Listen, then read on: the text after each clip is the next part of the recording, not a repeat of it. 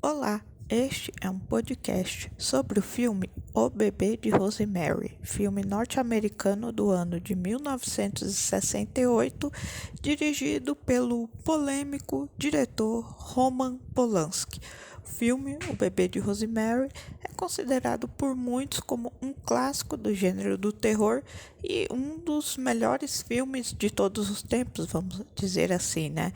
E eu tenho que concordar, porque o filme ele tem um enredo que, apesar da história ser voltada para o terror sobrenatural, porque envolve demônio e tudo e outras questões, culto, bruxaria e tudo mais, ainda assim é um filme que ele navega muito por um ambiente psicológico, né? O terror psicológico. Você, ao longo que vai passando o filme, você se sente muito mais apreensivo sobre o que vai acontecer com a protagonista, que é a Rosemary, do que um medo de uma possível cena aterrorizante demais. Tipo, acontece, por exemplo, filmes como Halloween, Pânico, que tem aqueles momentos em que aparece o assassino e sai matando no geral, e você fica morrendo de medo. Aqui não. Aqui tem os momentos de terror, mas eles são muito sutis. Eles não são aterrorizantes assim, no nível extremamente assustador. Aqui a coisa ela é um pouquinho mais densa, ela é mais sutil. E é isso que faz de O Bebê de Rosemary ser um filme atemporal, ser um filme, vamos dizer assim, um terror classudo, né? E assim, simplesmente genial. O enredo do filme é uma cópia perfeita do livro. O livro O Bebê de Rosemary é de um autor, é homem, hein? Ira Levin. O livro foi lançado no ano de 1967 e a adaptação cinematográfica, o filme, né? Um ano depois, 1968. Né? Foi muito rápido. O livro fez um sucesso estrondoso, por isso daí automaticamente já correram atrás para fazer o filme, né? E o produtor do filme é o William Castle. Para quem não sabe aqui, uma curiosidade, um adendo aqui rapidinho, o William Castle, ele queria ser o diretor. Só que aí tem aquela questão de produtora, né? De o que a gente quer, o que é melhor, e acabou que o William Castle ficou como produtor e o Roman Polanski foi escolhido para ser o diretor, né? E o filme teve distribuição da Paramount Pictures, né? Seu lançamento se deu no dia 12 de junho de 1968 nos cinemas norte-americanos, chegou no Brasil no dia 21 de maio de 1969, ou seja, quase um ano depois. É como eu já venho falando nos últimos podcasts, né? Que esses filmes mais antigos, eles chegavam com praticamente um ano de atraso aqui no Brasil, né? Hoje em dia os filmes, eles, tanto nos Estados Unidos quanto no Brasil, eles são lançados praticamente no mesmo dia, né? Mas antigamente não era assim que funcionava. Mas ainda bem que isso mudou, né? Porque não tem nem graça você ver o pessoal lá fora comentando o filme e falando das cenas, do que gostou, do que não gostou, e você ansioso para ver e não podendo ver porque não está passando no seu país, né? Que bom que as coisas mudaram, né? Hoje em dia, né? Com a popularização, né? Com o aumento de pessoas no mundo, né? Avanço de tecnologia, internet e tal, né? Não ia. Até porque, mesmo que não passasse aqui com internet, o pessoal ia acabar assistindo de um jeito ou de outro, né? Então, melhor passar logo de uma vez no cinema pra gente já garantir bilheteria, né? Então, né? Nesse ponto as coisas melhoraram muito, né? E o orçamento de O Bebê de Rosemary foi de 3,2 milhões de dólares. E a bilheteria foi de 33 milhões de dólares, ou seja, a bilheteria foi 10 vezes o que custou o orçamento. O orçamento 3,2 milhões de dólares, bilheteria 33 milhões de dólares, ou seja, teve um lucro de 10 vezes, né? Vamos fazer assim, calculando matematicamente, o filme não rendeu prejuízo, pelo contrário, O filme foi muito bem, né, de bilheteria, se você fazer esse comparativo orçamento versus bilheteria. Claro, não foi uma bilheteria estrondosa como O Exorcista, por exemplo, né? Eu fiz o último podcast recentemente sobre esse filme. Depois vão lá, né? Ele tá bem longo, mas vale a pena, porque o filme é um clássico, né?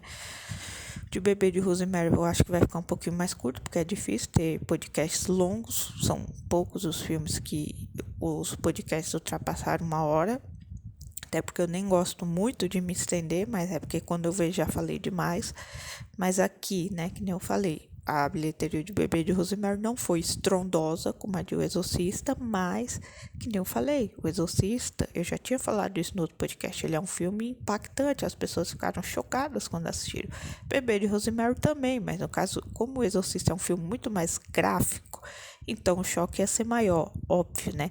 Aqui o Bebê de Rosemary, o Roman Polanski, ele quis trabalhar com aquela ideia de não vamos mostrar o bebê, vamos deixar na cabeça das pessoas, porque não é nada mais aterrorizante do que a nossa própria mente, né? Não vamos mostrar o bebê, não vamos. A cena em que a Rosemary sonha, né? Só que no fim das contas a gente acaba descobrindo que não é sonho porcaria nenhuma, em que ela sonha que está sendo violentada por um espírito maligno, né? Vamos dizer, por uma entidade sobrenatural. Eles não mostraram, tipo, nem o coisa ruim eles mostraram muito bem, só um olho, um traço assim do nariz de lado, uma garra. O Roman Polanski, nesse sentido, ele foi bem sutil, né? Na hora de dirigir, construir as cenas, né? Diferente do William Friedkin, que no Exorcista ele procurou mostrar o máximo de coisa possível. Ele foi o mais gráfico possível. O filme é 100% explícito, né? Por isso que o choque foi maior, né? O choque de O Bebê de Rosemary, ele tá mais na questão da sutileza, do que você vai imaginar. O Exorcista, o choque é no que você tá vendo mesmo. Não tem o que imaginar, porque tá lá, né? Não tem o que imaginar, né? Você fica chocado. Mas vamos voltar aqui pro Bebê de Rosemary, né? Teve esse orçamento que pro custo assim de filme de terror na época era um filme que saiu um pouco caro. Ainda mais se você levar em consideração que a maior parte do filme se passa no apartamento da Rosemary, né? O filme se passa ali no apartamento, né? No prédio. São poucas as cenas em que a protagonista ela sai do apartamento e sai pelos lugares, né? A maior parte do filme ela tá ali dentro. Até porque o Bebê de Rosemary, para quem não sabe, ele faz parte do que é considerada a trilogia do apartamento, né? Que é os 3 filmes do Roman Polanski, em que as 3 histórias se passam em apartamentos. O primeiro filme dessa trilogia é... Como é o nome, meu Deus? Deixa eu me lembrar. É Repulsa ao Sexo, de 1965. Aí o segundo filme é O Bebê de Rosemary, de 1968. E o último filme, o que fecha essa trilogia do apartamento, é O Inquilino, de 1976. Repulsa ao Sexo eu não assisti ainda. Em algum momento talvez eu assista. O Inquilino eu já assisti. Eu não pretendo gravar podcast sobre esse filme não, porque esse filme, assim, ele não é ruim. Ele é interessante, ele é envolvente. Quer dizer, quem sabe, né? Eu acabo fazendo no futuro, não sei. É um bom filme de suspense, mas não é nada assim, tipo, nossa, que impactante. O Bebê de Rosemary é muito melhor, né, nesse quesito. Porque eu considero ele mais como um suspense psicológico do que como terror, propriamente dito. Mas é que nem eu falei, ele acaba assim, colocando nesse gênero do terror, porque ele envolve bruxaria, demônio, essas coisas, sabe? Sobrenaturais, só que de uma forma muito mais sutil, né? Mas enfim, aqui agora vamos para o elenco do filme O Bebê de Rosemary. Tem bomba na rua, fazer o quê? Desculpa se acabar saindo do podcast, mas enfim, vamos lá. No elenco nós temos a Mia Farrow como Rosemary Woodhouse, a nossa protagonista, né? Óbvio, né? Até pelo título do filme, O Bebê de Rosemary. É óbvio que ela é a protagonista, né? Todo mundo achava que por esse título que ia ter o bebê, que o bebê era o protagonista, mas não é, gente. A protagonista é ela. O bebê é só um objeto, é um desejo dela, né? Porque a Rosemary ela vive com seu marido, o Guy Woodhouse, que é interpretado brilhantemente pelo John Cassavetes, né? O cara ele é um Ele é um filho da puta, né? Vamos logo já chutar o pau da barraca. Ele é um escroto mesmo, muito egoísta, egocêntrico, conforme a gente vai vendo ao longo do filme. Mas no começo do filme ele aparenta ser um marido bom para Rosemary, né? Os dois aparentemente têm uma boa relação. Os dois se mudam para um apartamento no prédio Brantford, que é muito conhecido por acontecer coisas um pouco estranhas, vamos dizer assim, né? E nesse apartamento, a Rosemary e o Guy conhecem um casal de velhinhos, que é a Minnie Castevet, interpretada pela Ruth Gordon, e o Roman Castevet, interpretado pelo Sidney Blackmer. Esse casal de velhinhos, eles acabam fazendo parte da rotina do casal Woodhouse, né? A Rosemary e o Guy, né? A Rosemary, ela acaba em um determinado ponto do filme engravidando, e do que ela engravida, ela começa a ter a sua vida completamente mudada, mas não do jeito que ela esperava, porque do que ela fica grávida, ela começa a ficar com um aspecto muito magro, muito seca. Sabe o que isso me lembrou? A Bella Swan no filme Amanhecer, parte 1, que começa a ficar muito seca, com aparência muito... Nossa, dá até uma agonia de ver. E nesse filme Amanhecer, parte 1, tem uma parte do que o Jacob olha para ela e fala assim, parece que você tá recarregando o filho do demônio, que é fazendo uma referência, aquela aparência acabada da Bella, sendo que a Bella tá grávida, faz claramente uma piadinha, uma referência ao bebê de Rosemary, né? Que a Rosemary fica grávida, com aquela aparência de Deus me livre, sai pra lá. E é isso, né? Uma grávida, só que no caso a Rosemary, né? Que a gente descobre no final do filme que a Rosemary, ela tá esperando o filho do capiroto, né? Vamos falar assim. E que o marido dela, o Guy, permitiu que o casal Castevet, junto com um monte de velho da quinta idade que mora nesse prédio, que eles usassem a Rosemary como objeto para ela poder engravidar desse bebê do mal, vamos dizer assim, né? Para vocês verem como ele é um marido bom. Ele permitiu que a própria esposa fosse estuprada pelo coisa ruim só para poder ter os seus desejos realizados. E quais eram esses desejos? Qual foi o acordo feito entre o Guy e o casal Castevet? A proposta era a seguinte: o casal Castevet chegou para ele, é claro que isso não é mostrado nem no livro nem no filme, mas é deixado bem claro no final da história, que os velhos propuseram para o Guy que eles permitissem que a Rosemary carregasse o filho do diabo para poder, assim, eles poderem continuar com o culto dele de satanismo, que esse bebê, que ia ser filho do coisa ruim, ia propagar a palavra do coisa ruim no mundo, ia acabar com a igreja, com as mentiras, enfim, um papo de gente doida. E o Guy comprou essa conversa e, tipo, ele deixando eles usarem a Rosemary, o que ele ia ganhar com isso? Fama, dinheiro. Por quê? Porque a carreira dele de ator tava flopada, né? Pra falar a verdade, ele não tinha carreira nenhuma. Fez um comercial aqui, outro ali, mas ninguém nunca nem viu. Enfim, era um completo desconhecido. E a Rosemary se gabando toda hora. Ele fez comercial em tal lugar, em outro tal lugar também. Já participou de uma peça de teatro. Ninguém nunca ouviu falar, gente, pelo amor de Deus. E a Rosemary tentando e animando. E não, o cara é um flop total. Só que é óbvio que ela não queria dizer isso pra ele. E aí o cara queria fama, queria papéis bons, enfim, queria o sucesso, como qualquer outro ator. Só que ele usa esse meio ilícito, vamos dizer assim, às custas da própria esposa, para poder conseguir alcançar o seu objetivo, que é fama, sucesso e poder, né? Como todo bom narcisista, é isso que ele faz e é isso que acontece. E é a Rosemary que paga o pato, porque ela ficou 9 meses esperando para ter essa criança. O maior sonho da vida dela era ter um bebê. E aí, quando ela tem um bebê, ela descobre que o bebê não é normal, vamos dizer assim, né? Que o marido dela deixou usarem o corpo dela para tal finalidade, né? Para tal finalidade maligna. E que o que era até então sonho dela se tornou o maior pesadelo da vida dela, né?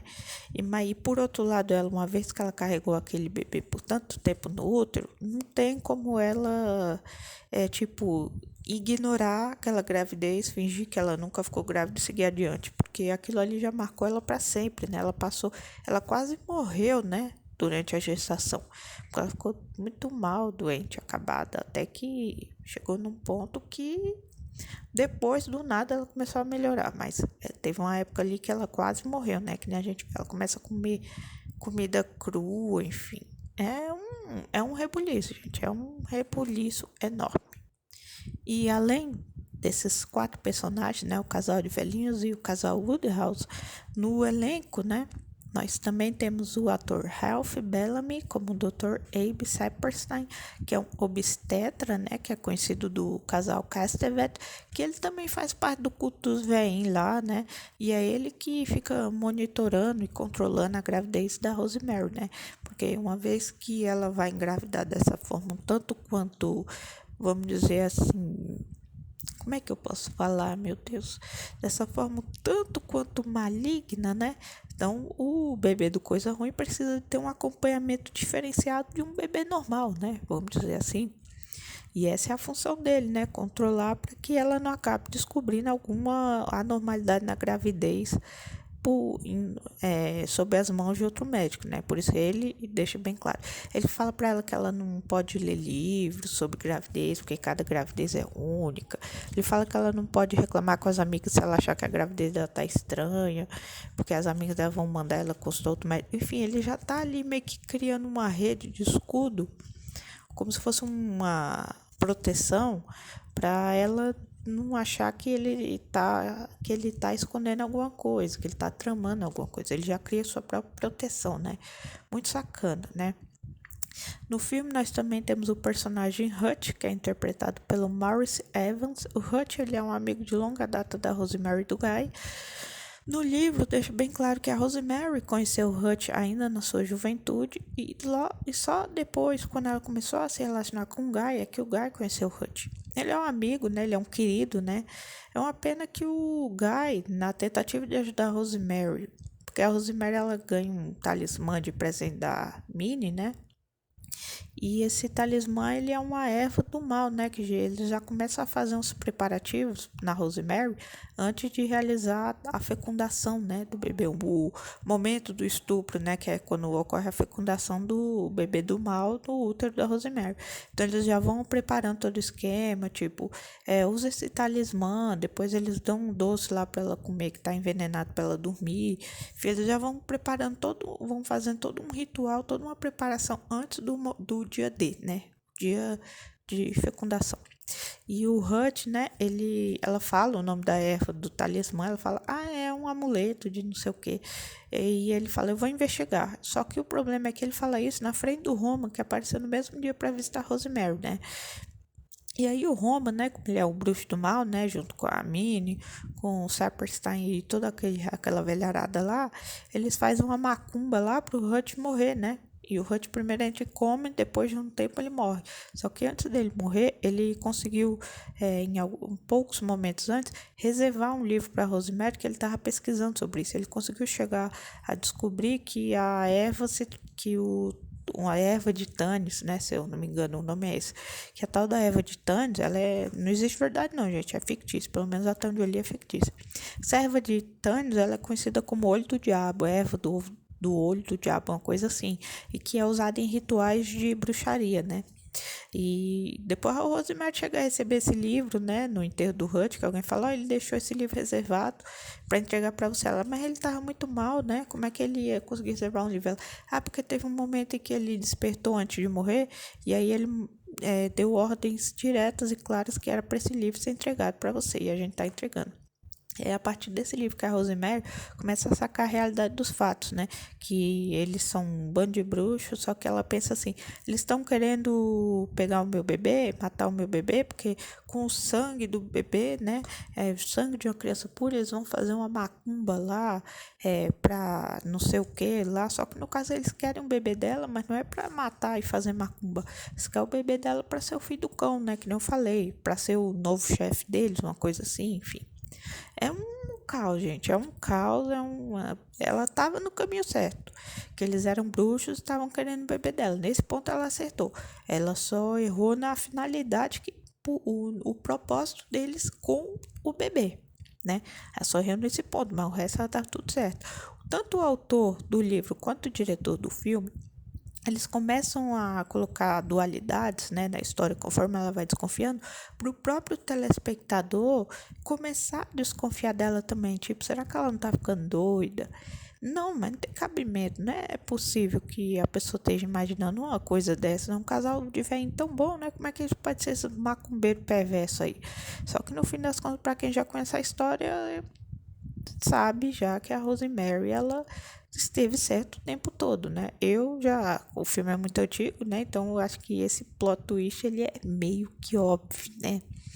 E no filme nós também temos a atriz Victoria Vetri interpretando Terry Gianoffre. Por quê? Porque, né, ela tá lá, mas ela tem um propósito. A Terry, ela é uma moça que o casal Castevesh, né, o casal de velhinhos, vamos dizer assim, eles pegaram ela na rua, encontraram ela na rua, decidiram, vamos dizer assim, adotar ela, deram casa, comida, roupa lavada, tudo direitinho para ela, né? Ela conhece a Rosemary na lavanderia do prédio, né? Logo nos primeiros dias que a Rosemary se muda. E a Terry, ela tá usando o talismã. O talismã que depois a Rosemary ganha, primeiro é da Terry. Por quê? Porque os velhinhos pegaram essa moça na rua com a intenção dela ser a progenitora do filho do capeta. Só que depois a gente descobre que ela se atirou da janela. Ela se atirou da janela, ou seja, ela se suicidou. E por que ela se suicidou? No filme e no livro, a gente só começa a perceber que ela se matou quando a Rosemary já está desconfiando de todo mundo ao redor dela, e a própria Rosemary percebe. A Terry se matou por quê? Porque ela descobriu o que estavam pretendendo fazer com ela, que era fazer dela a progenitora do filho do capeta. Ela se recusou veemente, deve ter entrado num surto psicótico, né? Quem não, né? Numa situação dessa, e com medo de não conseguir se livrar dos velhos, decidiu, quer saber, eu vou me matar. E aí, tanto é que no livro, né, tem uma parte que a Rosemary tá no quarto dela, porque o apartamento dela é do lado do apartamento do casal de velho. Na verdade, o apartamento do casal de velho e o apartamento da Rosemary era um só. Só que depois subdividiram esse único apartamento em dois apartamentos, entendeu? Por isso que é muito colado no outro, porque houve uma separação. No livro, né, tem uma parte que a Rosemary escuta a veinha, né, a Mindy falando assim pro Roma: ah, agora a gente tem que procurar uma moça que não seja drogada e que não seja virgem pro nosso propósito, não sei o que. Ela não escuta a questão do propósito, ela só escuta isso. O que a gente somando com o suicídio e depois com o que a Rosemary descobre lá perto do fim da história, acabou juntando tudo e a gente descobre que a Terry ia ser a mãe do filho do capiroto. Se ela não tivesse se matado, a Rosemary não ia ser a mãe do filho, coisa ruim. Se a Terry não tivesse matado, se a Terry tivesse seguido vivo e tivesse feito tudo direitinho, se eles tivessem não tivesse contado para ela, porque isso fica bem claro no meio da trama, que a Terry ficou sabendo porque contaram, e que a véia foi contra, não queria que ela soubesse. E aí, por isso que depois que a Terry morre, eles decidem fazer isso com a Rosemary, mas só o Guy tá sabendo, a Rosemary não. Entendeu? Porque se a Rosemary souber, eles têm medo dela acabar fugindo ou fazer igual a Terry, acabar se matando, né? Eu acho que a Rosemary não ia se matar, não. Ela ia pegar as coisas e picar a mula. Falar, não, gente, eu vou ali só comprar um cigarro, eu já volto, tá? Nunca mais ninguém viu, né? Ela não ia se matar, ela ia comprar cigarro. Falar, eu vou ali comprar cigarro, já volto. Nunca mais ninguém viu Rosemary. Era isso que ia acontecer, né? Mas enfim, agora vamos aqui rapidamente ao meu top 15 de melhores cenas do filme O Bebê de Rosemary. Em 15º lugar, eu fico com a cena em que o Hutch tenta convencer a Rosemary e o Guy a não se mudarem para o Brantford. Essa cena ela é logo depois que eles visitam o apartamento e decidem que vão ficar com o apartamento, né? Eles têm uma opção de comprar lá um outro apartamento, um outro lugar. Isso aí a Rosemary, né, coitada ingênua, ela convence o Guy: não, esse apartamento é muito bom, é muito grande, é muito não sei o que, não sei o que lá, e a localização é boa. Ela enche o saco dele até que ele decide que eles vão ficar com o apartamento. Aí depois eles, num jantar na casa do Hutch, eles falam: a gente se mudou pro Brantford. Aí ele tenta convencer eles, falando que teve uma dupla de senhorinhas que comia criança viva, e falava que tinha alguém lá, um tal de Steven Marcato, que dizia que, lembra desse nome, Steven Marcato, ele é importante, que tinha um tal de não era o pai do Steven Marcato, né? Que ele alegava que conseguia materializar o próprio coisa ruim, né, com garras e tudo, contou umas histórias lá bem cabulosas mesmo, para tentar convencer os dois, mas não convence, né, até porque se tivesse convencido a gente não teria história, né, porque a história é justamente porque eles foram morar nesse prédio. Em 14º lugar, eu fico com a cena em que a Rosemary conhece a Terry na lavanderia do prédio. Já falei, né? A Terry e a Rosemary combinam de ficar indo lá sempre juntos, porque elas têm medo de ir sozinhas naquele lugar, tanto uma quanto a outra, né? A Terry, ela mostra pra ela um talismã, a Rosemary cheira, nossa, como fede ela. Ah, depois de um tempo você nem percebe, né? Coitada da Terry, ia ser feito de bode expiatório do casal de velho pra se macumba lá. Mas aí ela morreu, né? Que pena, né? A Terry parecia ser tão gente boa. Enfim. Em 13º lugar, eu fico com a cena em que a Rosemary é traída pelo Dr. Hill. Esse Dr. Hill, a Rosemary, ela passa com ele quando ela começa a se sentir mal. E aí ele diz pra ela assim, depois dos exames que ela faz, ele liga pra ela e fala assim, Rosemary, parabéns, você está grávida. E aí ela acredita, até então ela acreditava que ela ia fazer o pré-natal dela com o Dr. Hill. Mas aí, como o casal de véi lá e o Guy já tá todo mundo ali, ela já tá inserida naquele contexto, o casal de véi já praticamente invadiu a vida dela, ela acaba sendo convencida a fazer o pré-natal com o Dr. Saperstein, que é um obstetra famoso, que é conhecido de longa data dos Castevet, que que ele vai fazer um desconto especial para ela por ele ser amigo dos veinhos, aquela coisa toda, ela acaba, você vê, né, ao longo do filme todo mundo vai, todas as decisões que em tese deveriam ser da Rosemary, é os outros que decidem por ela. Ela só tem um momento em que ela pode tomar que deixam ela tomar uma decisão, que é no momento que ela descobre que é mãe do filho do capiroto. E o próprio vem, né? Se você for ver, nem ela tanto que toma decisão, ela é induzida a cuidar da criança, né? Eu já vou falar desse momento, mas você percebe que o filme todo ela passou sendo manipulada tanto pelo próprio marido quanto pelo casal de veinho, né? E que o Hurt, que era a única pessoa que queria realmente ajudar ela e que apoiaria ela em qualquer decisão que ela tomasse, foi pro brejo, né? Infelizmente, né? Então, mas voltando para essa cena que ela é atraída pelo Dr. Hill, porque depois que ela começa a descobrir lá que o pessoal é macumbeiro, que é bruxo, que não sei o que, ela vai. Primeiro ela liga, tenta entrar em contato com ele de qualquer jeito, até que ela consegue entrar em contato, ela consegue ir no escritório dele, conta a história, ele não acredita, mas finge que acredita. Ele fala, fica aí deitada que eu já volto, tá? E aí ela fica lá no escritório dele esperando, de repente quem aparece, sim, eles mesmos. O Guy e o Dr. Saperstein, né? E levam ela embora do escritório do Dr. Hill. Ou seja, essa cena da traição é porque primeiro eu li o livro, depois eu vi o filme. Mas quando eu li o livro eu não acreditei. Eu falei, Dr. Hill, filho da puta, né? Mas enfim, né? Triste, né? Ou seja, e nesse momento ela percebe que não pode contar com absolutamente ninguém, porque até o Dr. Hill, que era gente boa, né? Mas também a história que ela conta ia ser difícil de alguém levar a sério, né? Também a gente tem que dar esse desconto pro Dr. Hill. Agora, em 12º lugar, eu fico com a cena em que a Rosemary descobre que o Dr. Saperstein faz parte do culto dos Castevet. Por quê?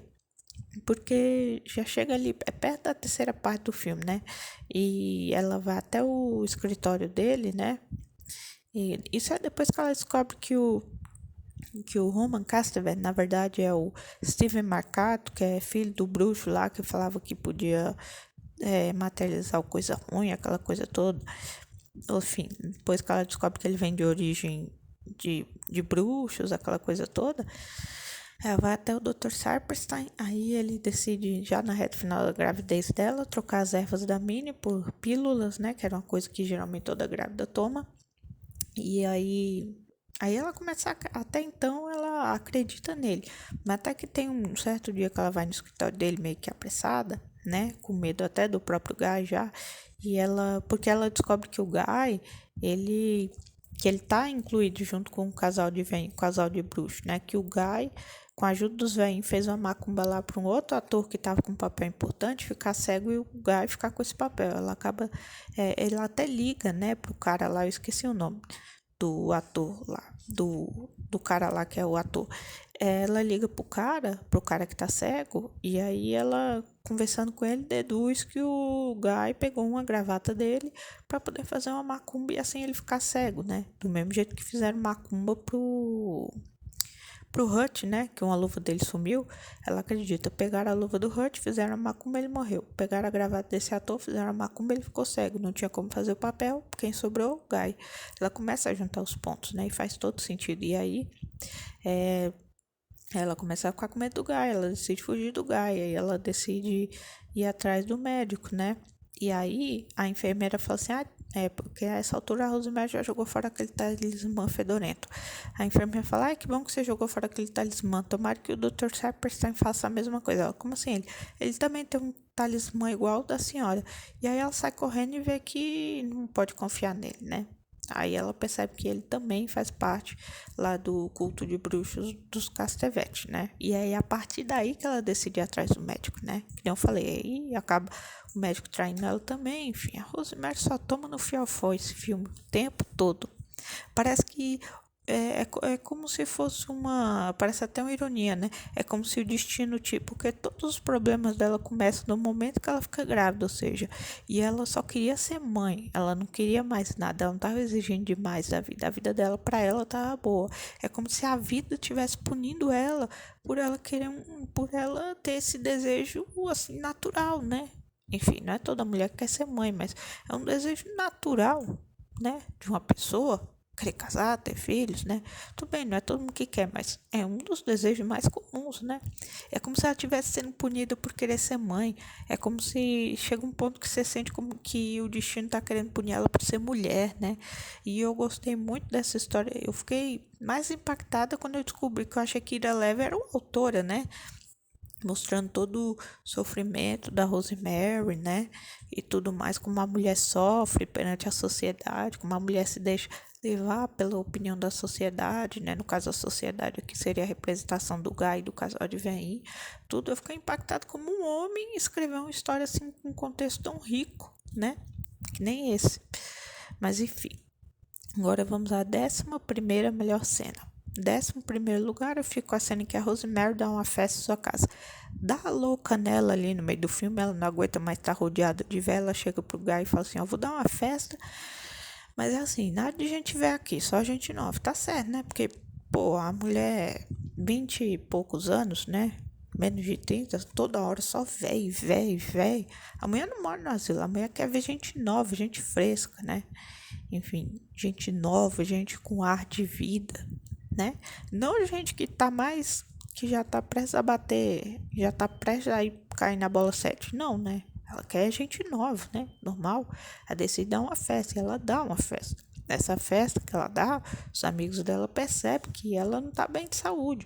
Ela acaba confidenciando para as amigas que ela não tá bem, que o médico dela diz que porque ela tá reclamando de muita dor, que o médico não passa remédio, não passa nada, diz que a dor vai passar, as amigas dela convencer exatamente como o médico disse que fariam, convencer ela a procurar outro médico, né? E essa cena já emenda com a nossa 10ª melhor cena, né? Já entra pro nosso top 10. Em 10º lugar, a cena em que a Rosemary e o Guy discutem após a festa, né?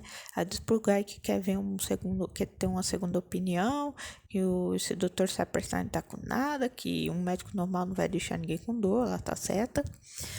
Eles começam a discutir até que do nada a dor dela some, ela fica muito feliz, né?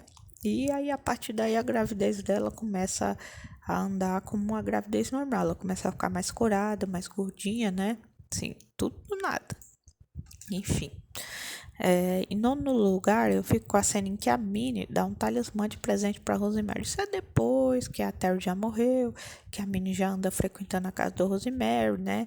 Que a Minnie e o Roma já fizeram o acordo com o Guy, né? Aí começa a preparar território. Primeiro você ganha um talismã, depois vai tomar lá uns docinhos lá para ficar envenenado para dormir, para poder fazer o parto. Depois da sua gravidez, você vai tomando ervas que vão sendo preparadas pela Minnie, né, para o bebê do coisa ruim crescer de acordo com o que eles querem, né, para não correr o risco de, tipo, se ela tomar alguma coisa diferente, o bebê, o feto acabar morrendo, aquela coisa toda, né, todo preparativo para chegar do filho do capiroto, credo, Deus me livre, é povo doido, e aí Essa é a minha nona melhor cena. É claro que a Rosemary depois ela fica um tempão sem usar o talismã, só que depois que a gravidez dela começa a decorrer de forma normal, que nem eu falei, depois da briga da festa, aí ela decide voltar a usar o talismã, tomar as coisas da Minnie com gosto, só que aí depois que ela descobre que o velho lá, o Roman, é descendente de bruxo, aí ela decide parar de tomar os preparados da Minnie, ela joga o talismã fora, enfim, aí ela volta pro começo. Em oitavo lugar, eu fico com a cena em que a Rosemary acorda com vários arranhões pelo corpo. Essa cena é logo após a cena em que a Rosemary tem o famoso sonho que ela está sendo estuprada pela coisa ruim. Sonho esse que no final das contas a gente acaba descobrindo que não era sonho porcaria nenhuma, era a mais pura realidade, aterrorizante. O Roman Polanski ele dirigiu essa cena brilhantemente. O sonho intercala esse momento de estupro com os momentos que ela está rodeada de outras pessoas, tipo numa festa, enfim. O sonho ele tem momentos que não fazem sentido entre si, mas é justamente para não fazer sentido, para Rosemary não perceber que está vivendo uma realidade. Mas aí lá no final do filme ela percebe que ela viveu uma realidade. E o pior é o marido dela dizendo que aproveitou que ela estava dormindo. Ou seja, ele praticamente confessa que estuprou ela, né? Tipo, fez sexo com o corpo dela enquanto ela estava dormindo. Por quê? Eu não queria perder a noite do bebê. Ela, gente, mas tinha outras noites, essa não era a única. Ele, desculpa, mas também ninguém mandou você beber muito. Eu bebi muito, tipo, ele estuprou ela e ainda culpou ela por ter bebido. Meu Deus do céu. O Guy, ele é o macho escroto, né? Pra não falar coisa pior. Mas enfim. Em sétimo lugar, eu fico com a cena que o Hutch visita a Rosemary e acaba conhecendo o Roman. É quando a Rosemary já tá magra, acabada, e fala, nossa senhora, como você tá diferente. Ela é o meu cabelo. Não, né? Que cabelo? Você tá acabada. Só faltou dizer, obrigada. E aí, no fim das contas, né? Aí o Roman aparece, né? Eu já falei dessa cena. Porque é quando o Hutch avisa a Rosemary que vai pesquisar sobre a Eva, que o Roman entra em estado de alerta. Tipo, se ele descobre que é uma erva do mal, avisa pra ela, ela fica de sobreaviso. Não, vamos providenciar. Somem com a luva do Hutch, né? Aí faz a macumba lá pra ele ficar mal.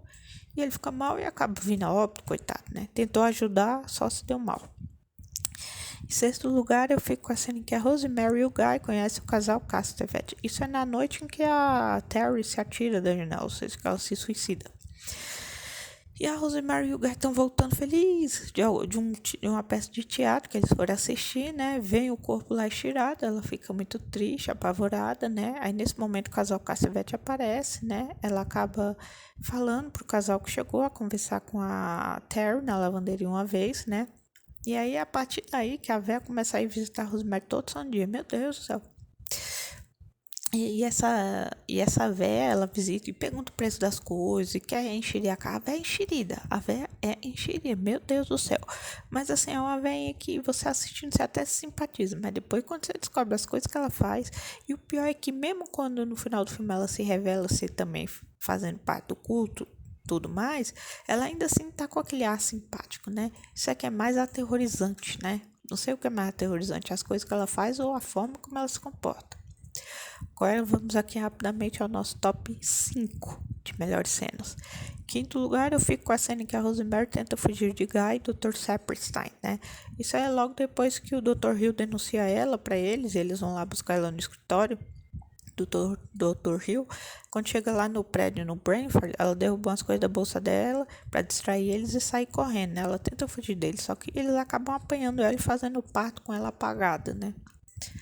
Enfim, né? Até um momento que era para ser um momento mais feliz, também, mais uma vez, é um dos piores pesadelos da vida dela. Em quarto lugar, eu fico com a cena em que a Rosemary consegue invadir o apartamento dos Castevet. Isso é depois que ela já teve bebê, que falaram pra ela que o bebê morreu. Ela não acredita, óbvio, né? Um bando de mentiroso.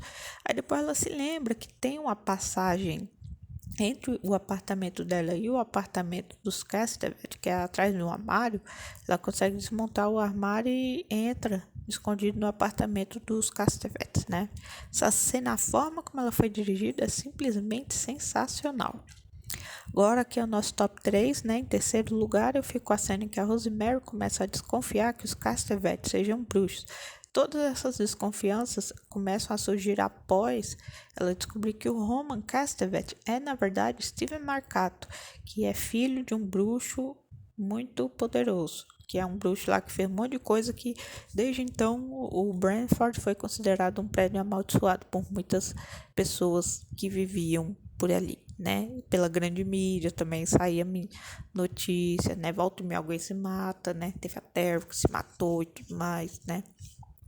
Porque é logo depois que ela ganha o livro lá, né? Que ela ganha o livro no enterro do Hutch, né? Que dão pra ela. Ela começa a ler o livro, começa a juntar as peças, enfim. Aí a partir daí que ela começa a se ver no meio de uma maracutaia muito louca e maligna, né? Infelizmente. E em segundo lugar, eu fico com a cena em que a Rosemary sonha que está sendo violentada por algo sobrenatural. É uma das cenas mais famosas do filme, eu já falei sobre ela, não tem nem o que se discutir, né? Agora, em primeiro lugar, eu acho que não poderia ser diferente. Eu, assim, quando eu tava fazendo esse top 15, em primeiro lugar, essa cena já me veio na cabeça. Eu não tive dificuldades. Para mim, em primeiro lugar, e obviamente a melhor cena do filme, a mais famosa, talvez, né? É a cena em que a Rosemary descobre que teve um filho do diabo. Isso já é no finzinho do filme. Logo depois que ela invade lá o apartamento dos Cassavete, todo mundo vê ela se aproxima do berço, ela tira um véu em volta daquele berço preto sinistro com o crucifixo virado para baixo e ela olha dentro do berço. E o que ela olha, ela fica completamente aterrorizada. E essa cena, a reação da Mia Farrow, a interpretação da Mia Farrow nessa cena é simplesmente genial. E a forma que ela olha e se apavora com o filme, você pensa, esse bicho aí é brabo, é feio mesmo. Caraca, ainda mais pra ser um bebê, coitada da Rosemary. E aí, a partir daí, logo depois que ela olha pro bebê, é que todo mundo ao redor dela revela a verdade, que eles fazem parte de um culto, que aquele bebê é filho do diabo, né? Filho do Guy, ela fica aterrorizada, enfim. Essa cena, ela é um show de atuações, né? Simplesmente sensacional. E acaba que no fim do filme, né, para quem já sabe, a Rosemary acaba aceitando cuidar do filho, né? Ou seja, manipularam ela em todos os momentos. E aí, no último momento, eu falei que no último momento ela teve uma decisão, mas é que nem eu falei, mas ela meio que acabou sendo induzida até aquela decisão, que foi a de criar aquele bebê daquele jeito mesmo, do jeito que estava. No filme eles não mostraram nada, mas no livro eles deixam bem explícito: olho todo amarelo, sem pupila, garras, chifre, caldo, enfim, um negócio muito bizarro, né? Enfim. No livro a descrição você fica mais. Eu sim, confesso que eu senti mais medo lendo o livro do que vendo o filme, assim, em alguns momentos. E a Rosemary no livro, eles descrevem ela, como vai ficando a aparência dela, e descreve a dor, que a dor agora faz parte dela. O livro ele é bem mais. O filme então te dá uma certa agonia, mas o livro ele é muito mais agoniante, né? Porque você tá lendo, né? Não sei porquê, que nem. Enfim, o livro você lendo ele é muito mais agoniante, né? E o filme ele já tá mostrando mesmo, eu não sei porquê, o livro dá mais agonia, mas o filme também é muito bom, assim como o livro, né? Agora que vamos rapidamente para algumas curiosidades. Para quem não sabe, as cenas de rituais e cânticos, né, do mal, para poderem ser mais realistas possíveis, o próprio Polanski contou com o auxílio de Anton LaVey, que é o fundador de uma igreja satã e autor de The Satanic Bibles. Olha só que loucura, gente. E para quem não sabe, foi durante as filmagens do filme O Bebê de Rosemary que a atriz Mia Farrow se divorciou de seu marido. Aí você me pergunta quem era esse marido? Era ninguém mais, ninguém menos que o cantor Frank Sinatra. Chegou um momento que ou esse filme ou eu, ela, vai te lascar, e ficou com o filme, né? E que bom, né? Porque na minha opinião, a Mia Farrow nasceu para ser Rosemary, né? Eu não consigo imaginar outra pessoa, né? Só um detalhe, para quem não sabe, a atriz que era mulher do Roman Polanski até então, que era Sharon Tate, ela foi cogitada para fazer esse papel, só que acabou que ficou indo para Mia Farrow, né? Eu já vou falar da Sharon Tate já já. Para quem não sabe, 8 anos após o lançamento desse filme, foi produzido para a TV americana uma sequência do filme intitulada Look What's Happened to Rosemary's Baby. Falaram que foi um flop total, né? E esse filme de TV contou com o casal de velhinhos do filme original, né? A atriz que fez a Minnie e o ator que fez o Roman. Para quem não sabe, o autor do livro, né? Ele nomeou esse prédio como o Branford, deu esse nome em homenagem a Bram Stoker, autor do livro Drácula, né? E para quem não sabe, além da Sharon Tate, né? Que depois foi chegaram a cogitar a Sharon Tate, mas depois não quiseram mais. O Polanski ele também procurou uma atriz que fosse totalmente americana. E a sua escolha foi Tuesday Weld, mas os produtores não queriam nem essa Tuesday Weld, nem a Sharon Tate. Preferiam a Mia Farrow, né? O diretor não queria a princípio e depois acabou concordando em contratar a Mia Farrow, né? Não é sempre que o diretor tem razão. Para quem não sabe, durante a cena que a Rosemary tenta fugir do Branford, que tem um monte de carro, né? O Polanski pediu para que ela saísse correndo da rua de Nova York, esperando os carros mais próximos passarem. Ele deixou bem claro, ó, ninguém vai atingir uma mulher grávida, vamos buzinar tudo, mas ninguém vai atingir. Ela ficou com certo receio, mas gravou. Essa cena ela foi filmada várias vezes e para quem não sabe, o próprio Polanski ele operou a câmera, porque ninguém aceitou fazer um negócio desse, os câmeras, né? E ele mesmo operou a câmera, ninguém atropelou a Mia Farrow, ainda bem, e deu tudo certo. Ficou aquela cena um tanto quanto maluca. Ali já é para mostrar o desequilíbrio, né? Porque a Rosemary ela já tá bem, vamos dizer assim, doidinha com tudo que tá acontecendo, com as desconfianças dela e tudo mais, né? E para quem não sabe, de acordo com a própria atriz Mia Farrow, o ator que fez o Roman Polanski, não, o Roman Polanski, ó, de acordo com a Mia Farrow, o ator Sidney Blackmer, que interpretou o Roman Castevet, disse que naquele set que não havia nada de bom nesse negócio de salve Satã, e que ele não era o único que achava isso não, né? Ela deixou isso bem claro, né?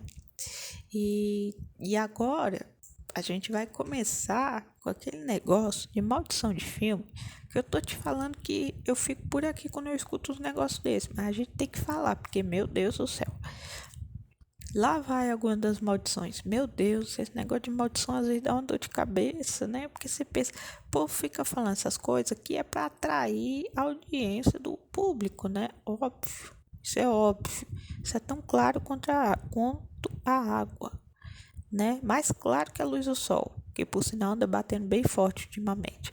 Mas enfim, vamos aqui para algumas das maldições. Meu Deus, vamos lá. Para quem não sabe, o produtor, né, do filme, William Castle, mais tarde se convenceu de que o longa foi amaldiçoado. Que ele passou mal, né? Ele foi parar no hospital e tudo mais. Parece que enquanto ele estava no hospital passando mal, ele estava gritando: Rosemary, Rosemary, por favor, larga essa faca, né? Fazendo uma referência à cena que ela tá com o facão quando invade o apartamento lá do Castevet, ou seja, delírio total, né? E ele, enfim, para quem não sabe, né? E logo após a produção, né, ele sofreu com a doença que levou à cirurgia. Ele tava passando mal, né? Quando ele passou mal, foi pro hospital, ele tava tendo esses delírios com o filme. E ao se recuperar, presta atenção, o compositor do filme, o Krzysztof Komeda, sofreu uma queda e o levou ao coma. E no fim, a morte, né? Igual acontece com o Hutch, né? Que primeiro ficou em coma, depois morreu, né? Mas isso é uma coincidência, né, gente? Pelo amor de Deus. Quer dizer, coincidência até demais, né? Também não vamos ignorar esse fato, mas enfim. Coincidências existem, gente. E aqui, né, conhecido como a maior maldição do filme, no verão de 1969, ou seja, um ano depois, a atriz Sharon Tate, que era a esposa do diretor Roman Polanski, grávida de 8 meses, foi brutalmente assassinada pela família Manson. Sabe o filme Era Uma Vez em Hollywood, do diretor Quentin Tarantino? Eu recomendo vocês assistirem esse filme, porque ele conta dessa história, só que troca o final. No final não é a Sharon Tate que morre. Aliás, no final do filme ninguém morre, mas ele conta como foi esquematizado lá para assassinarem ela. Só que a diferença é que no filme eles estão falando, vamos até a casa da Sharon Tate matar ela e quem estiver junto. No caso, na vida real, o Charles Manson, né, que era o líder da família Manson, ele teve uma treta lá com um produtor, né? Teve uma treta com o produtor, porque queria que esse produtor fizesse dele famoso, que ajudasse ele a ficar famoso, uma coisa assim. E esse produtor cagou e transitou pra ele. Aí eles viram, ficou sabendo que ele estava morando numa casa em Beverly Hills, né? E era Beverly Hills, acho que sim, enfim. Num lugar muito famoso. Aí combinou lá com o pessoal da seita dele, né? Tipo, tal noite vamos nessa casa e matar quem estiver lá. Porque ele acreditava que esse produtor tava lá. Só que ele não contava que esse produtor tava passando a temporada lá. Essa casa, depois que esse produtor saiu, ela foi alugada pro Roman Polanski, pra Sharon Tate, pra mais 3 pessoas, né? Os amigos da Sharon Tate, né? No fim das contas, quando aceita lá o pessoal da... Porque não foi o Charles Manson que foi lá e matou, ele mandou gente lá. O pessoal foi lá, chegaram lá, não era esse produtor, era a Sharon Tate e alguns amigos. Tipo, a ordem era, mata quem tá lá. Tava a Sharon Tate, tava esse pessoal, então vamos matar. E é isso aí, mataram. Depois o Charles Manson foi condenado, ficou preso até 2017, que foi quando ele morreu, ou seja, ele apodreceu na cadeia, né? E o povo diz que por conta dela estar grávida, ser esposa do Roman Polanski, e por conta do filme ser sobre uma mulher grávida que está esperando um bebê amaldiçoado, que tudo isso resultou na morte da Sharon Tate, porque ela era esposa do diretor do filme da grávida do bebê amaldiçoado. Meu Deus do céu, como é que funciona a cabeça desse povo? Leva esse povo pro terapeuta da Vanessa do BBB 24, pelo amor de Deus, porque isso ainda é pior. Eu falar que essa questão da Sharon Tate, da gravidez dela, do assassinato, pra mim isso ainda é pior do que aquele pedreiro do Exorcista que teve o dedão do pé decepado. Meu Deus. E pra quem não sabe, né, mais bizarro, vocês acham que a coisa não poderia ficar bizarra? Agora é que vai ficar bizarra mesmo. Para encerrar com chave de ouro, no filme, o prédio utilizado foi o Dakota em Nova York, tá aí tudo bem. Só que o problema é que esse prédio, ele é conhecido como local do assassinato do John Lennon. Estavam associando, porque o filme é de 68, o John Lennon morreu em 1980. Estavam associando um assassinato que aconteceu 12 anos depois do filme. O assassinato ocorreu 12 anos depois do filme. Associaram esse assassinato a esse prédio porque foi o prédio utilizado para as gravações do filme. É o cúmulo. Eu não tenho nem palavras para falar o quão absurdo. Eu acho que vocês vão inventar fic para dizer que tal filme, tal coisa foi amaldiçoada. Faz uma fic direito, pelo amor de Deus. Começa a viajar na maionese. Mas pior do que isso é o povo levar isso a sério. Isso aqui é pior. Meu Deus do céu, pelo amor de Deus. Vamos procurar uma terapia. Enfim, chega. Esse negócio de maldição já tá me deixando irritada. Agora vamos rapidamente aqui para o Oscar de 1969. A última curiosidade. O filme ele foi indicado em 2 categorias: melhor roteiro adaptado, melhor atriz coadjuvante para Ruth Gordon, né, que interpretou a Minnie.